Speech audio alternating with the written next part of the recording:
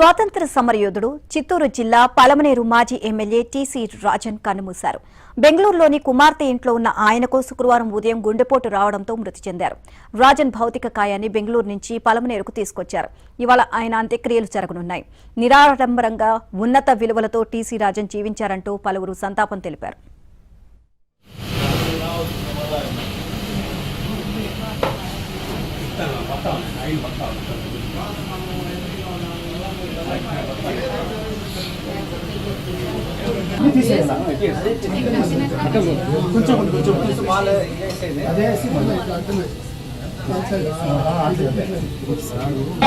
స్వాతంత్ర సమరయోధులు టీసీ రాజన్ గారు, స్వాతంత్ర సమరయోధులు టీసీ రాజన్ గారు, స్వాతంత్ర సమర.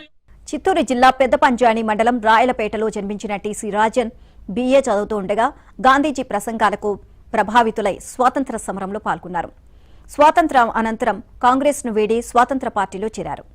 చిత్తూరు ఎంపీగా గెలిచిన అనంతరం బీహారు గవర్నర్గా నియమితులు కావడంతో ఆ స్థానంలో ఎన్జీ రంగా పోటీ చేశారు. ఆ ఎన్నికల్లో పలమనేరు అసెంబ్లీ నియోజకవర్గం స్వాతంత్ర పార్టీకి ఇన్ఛార్జిగా టీసీ రాజన్ ఉన్నారు.